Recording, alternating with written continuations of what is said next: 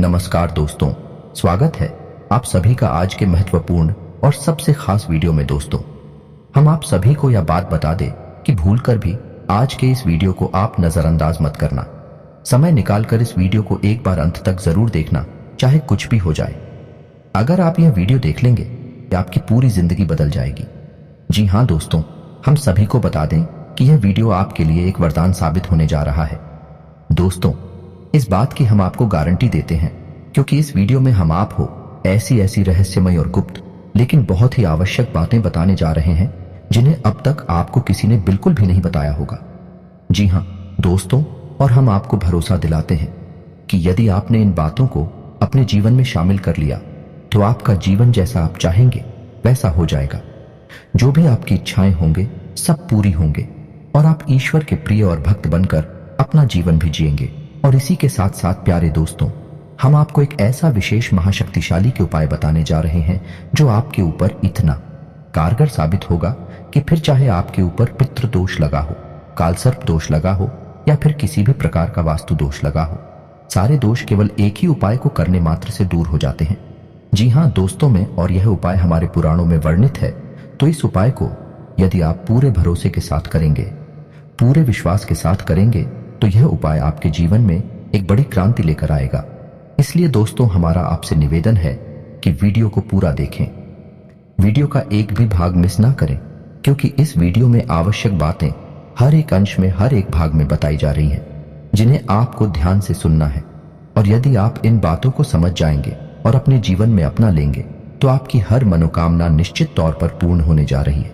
हम आपको अपनी पिछले कई वीडियोस में यह बता चुके हैं कि आपकी ग्रह दशा अच्छी चल रही है और आपका समय अच्छा चल रहा है।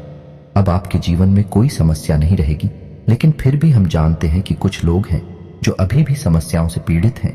उनके जीवन में उद्धार कभी हो नहीं पाया है। उनकी मेहनत का उन्हें सही फल अब तक प्राप्त नहीं हो रहा है, जिसका नतीजा यह है दोस्तों कि आप लोग अपनी समस्याओं के समाधान के लिए इधर उधर भटक रहे हैं। कोई आपसे कह देता है कि आपके ऊपर पितृ दोष है, कोई कह देता है वास्तु दोष है, कोई कह देता है कि ग्रह दोष है, लेकिन आपको समझ में नहीं आ रहा है कि आप किस दोष का निवारण करें और कैसे आपके जीवन में खुशियां आएंगी।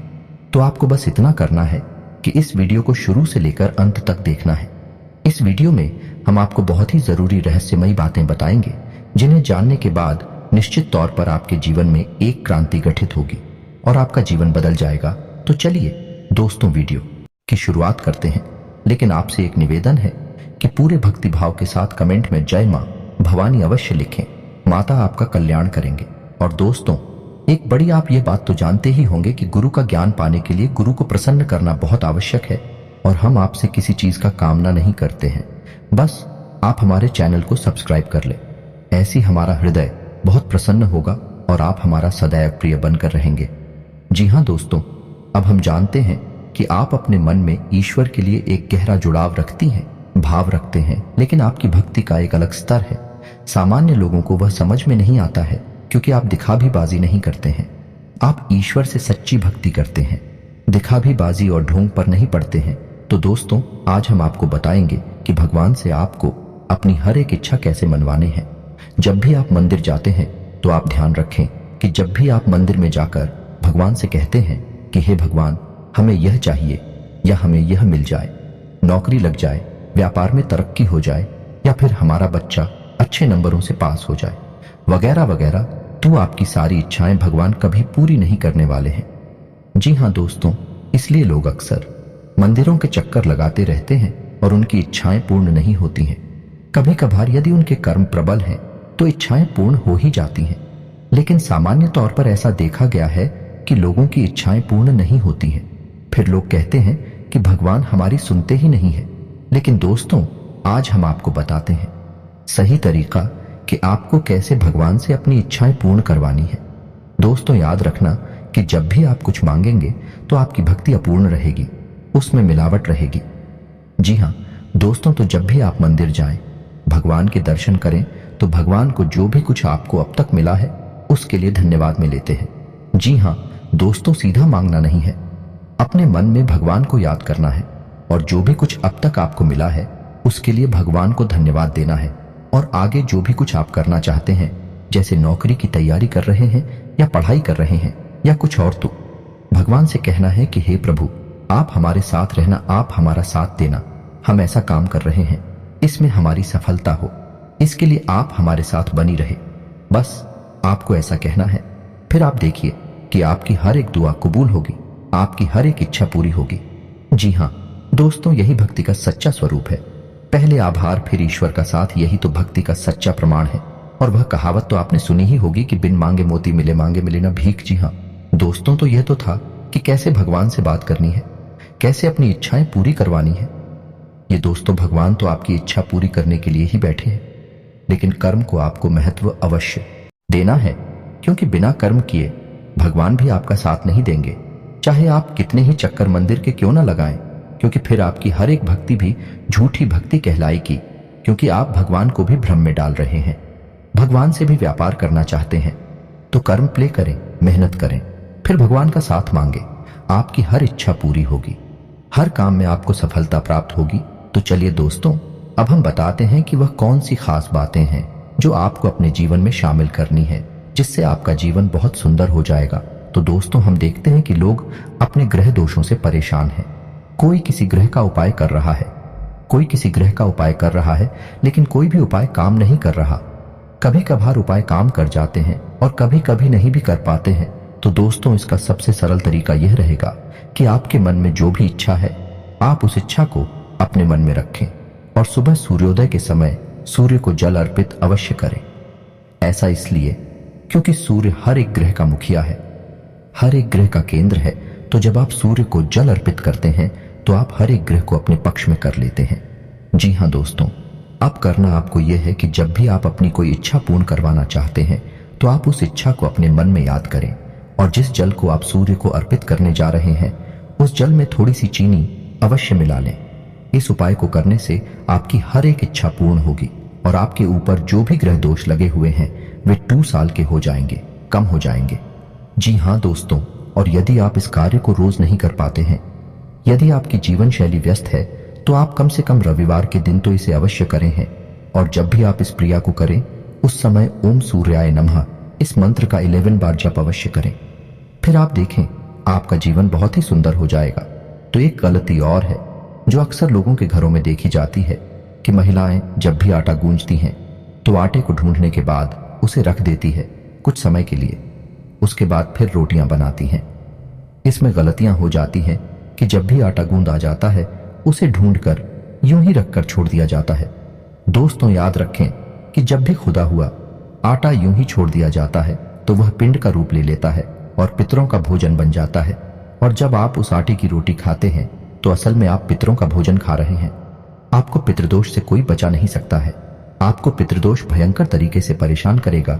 तो अब आपको करना क्या है, तो आज हम आपको बताते हैं।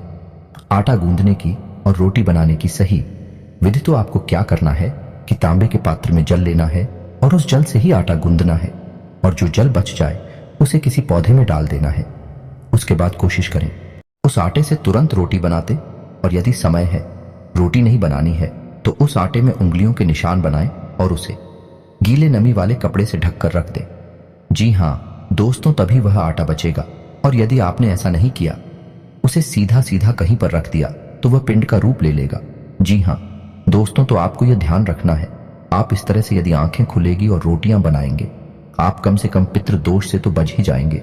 जी हाँ दोस्तों, आप इतने ही पितृदोष के उपाय करते रहे, लेकिन यदि आप आटा गूंदने में यह गलती करते हैं, रखे हुए आटे की रोटी खाते हैं या फिर बाद से आटे की रोटी खाते हैं, बासी रोटी खाते हैं, तो आपको पितृदोष से कोई भी इस संसार की शक्ति बचा नहीं सकती। आपके घर में सदगति कभी आ नहीं सकती।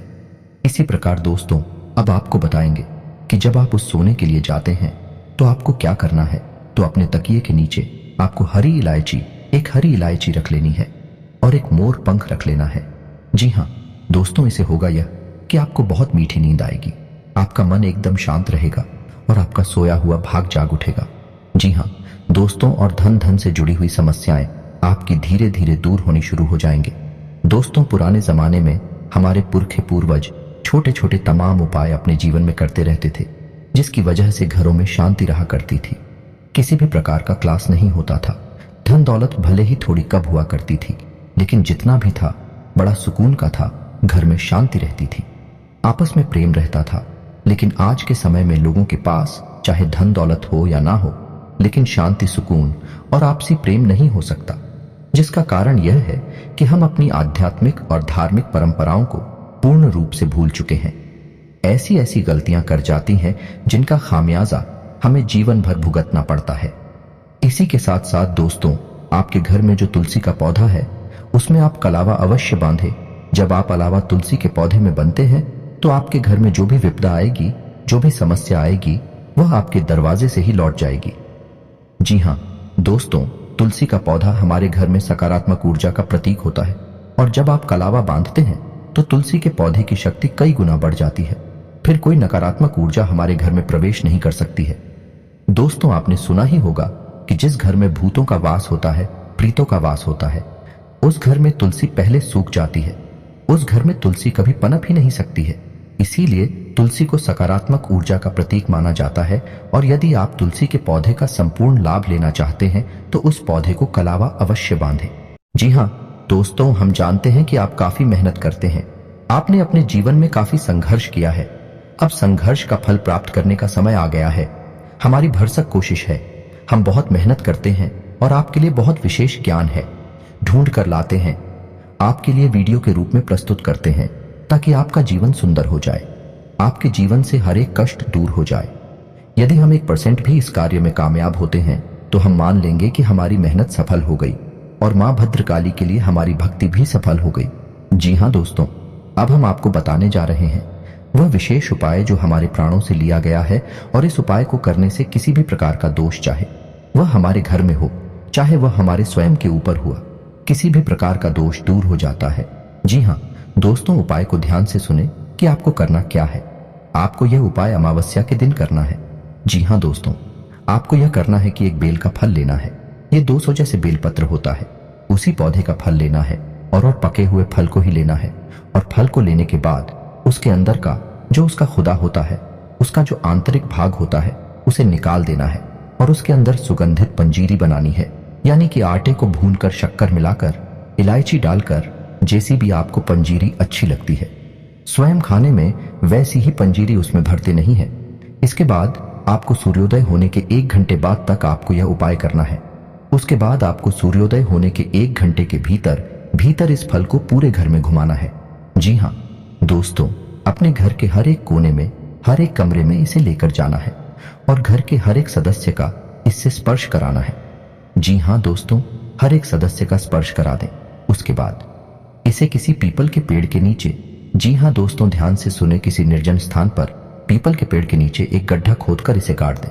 जी हाँ दोस्तों, मिट्टी के नीचे इसको दबा दें। उसके बाद सीधे वापस आ जाएं, मुड़कर ना देखें। इस उपाय को आपको केवल एक बार करना है और मात्र एक बार करने से ही आपके ऊपर किसी भी प्रकार का दोष लगा हो, चाहे वह काल सर्प दोष हो, चाहे वह पितृदोष हो, चाहे वह वास्तु दोष हो या किसी भी प्रकार का ग्रह दोष हो, सारे दोष समाप्त हो जाते हैं। यह बहुत बड़ा उपाय है, सुनने में बहुत सरल है लेकिन है बहुत ही शक्तिशाली। एक बार इस उपाय को करके अवश्य देखना, फिर आपको जो परिणाम प्राप्त होते हैं उन्हें आप कमेंट करके अवश्य बताना। दोस्तों, हमारे कुछ प्रसिद्ध और खास लोगों ने भी इस उपाय को किया है और उन्हें बहुत अच्छी सफलताएं मिली है, बहुत अच्छे परिणाम मिले हैं। हमें यकीन है कि आपको भी बहुत अच्छे परिणाम प्राप्त होंगे। दोस्तों, उम्मीद है कि वीडियो में दी गई जानकारी से आप किसी भी प्रकार का लाभ अवश्य ले पाएंगे। यदि आप ऐसा कर पाते हैं तो हमारी मेहनत सफल हो जाएगी। दोस्तों, अगर आपको यह वीडियो थोड़ा सा भी पसंद आया, इससे कुछ सीखने को मिला है, तो चैनल को जरूर सब्सक्राइब करना। इसी के साथ दोस्तों, कमेंट में पूरे भक्ति भाव के साथ जय मां भवानी अवश्य लिखें। मिलते हैं अगले ज्ञानवर्धक वीडियो में, तब तक के लिए धन्यवाद।